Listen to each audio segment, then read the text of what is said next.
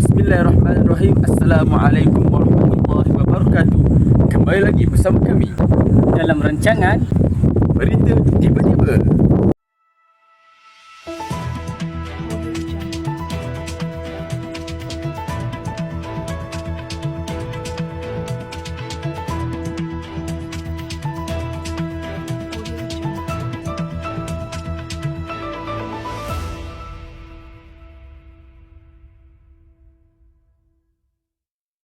Saya 7240224 Muhammad Adam Hazid bin Muhammad Fauzi. dan saya Muhammad Afif Akmal bin Muhammad Ghazali 7240226 Akan berkongsi tentang satu hasil kajian yang telah kami lakukan terhadap beberapa orang pelajar di institusi awam di Malaysia. Oleh itu, jom sama-sama kita saksikan. Hasil kajian kami akan menceritakan tentang sejarah metodologi dakwah di alam Melayu. Yang pertama, kita boleh lihat peratusan mereka yang mengetahui tentang bilakah Islam mula berkembang di alam Melayu lebih tinggi berbanding peratusan mereka yang tidak mengetahui. Ini menunjukkan bahawa mereka sangat peka tentang sejarah perkembangan Islam di alam Melayu. Alam Melayu merupakan sebuah wilayah yang luas merangkumi tanah Melayu, Kepulauan Indonesia, Brunei, Selatan Thailand dan sebahagian Filipina yang mempunyai persamaan dari sudut bahasa, budaya dan sejarah ketamadunan. Sebelum kedatangan Islam, masyarakat alam Melayu dipengaruhi oleh kepercayaan animisme, dianisme serta agama Hindu-Buddha yang membentuk struktur sosial dan keagamaan masyarakat ketika itu. Kedatangan Islam ke alam Melayu telah membawa perubahan yang menyeluruh bukan sahaja dalam aspek akidah dan ibadah, malah turut mempengaruhi sistem politik, perundangan, pendidikan dan kebudayaan masyarakat setempat. Proses Islamisasi di alam Melayu berlaku secara aman dan berperingkat tanpa paksaan atau penaklukan ketenteraan. Berbeza pula dengan beberapa wilayah lain dalam sejarah penyebaran Islam.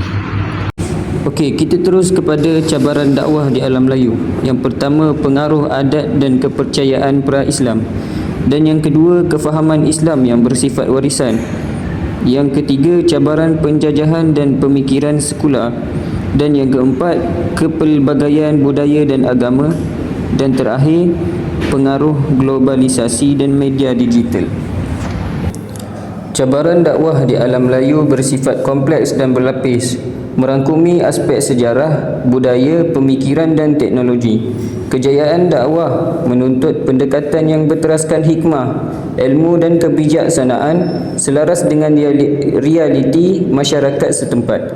Pendakwah perlu menggabungkan keteguhan prinsip akidah dengan keanjalan metod agar mesej Islam dapat disampaikan secara berkesan dan berterusan.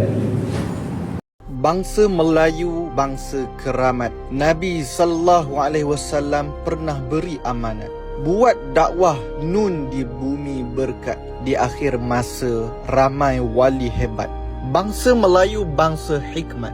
Sejarah Melayu tertera riwayat. Nabi SAW pernah beri alamat. Raja Melaka mendapat hidayat. Bangsa Melayu tak makan saman. Agama dijunjung zaman berzaman. Wali Melayu penuh kehebatan. Karomah barokah jadi pakaian. Bangsa Melayu penuh daulah. Halusi sahaja kisah sejarah. Wa'ad Melayu jangan disanggah. Sanggah wa'ad mendapat tulah. Tanah Melayu pernah berkat. Raja dan rakyat sentiasa muafakat. Alim ulama mendapat tempat. Bumi bertuah terbilang sejagat. Itu sahaja daripada kami. Sekian, terima kasih. Assalamualaikum warahmatullahi wabarakatuh.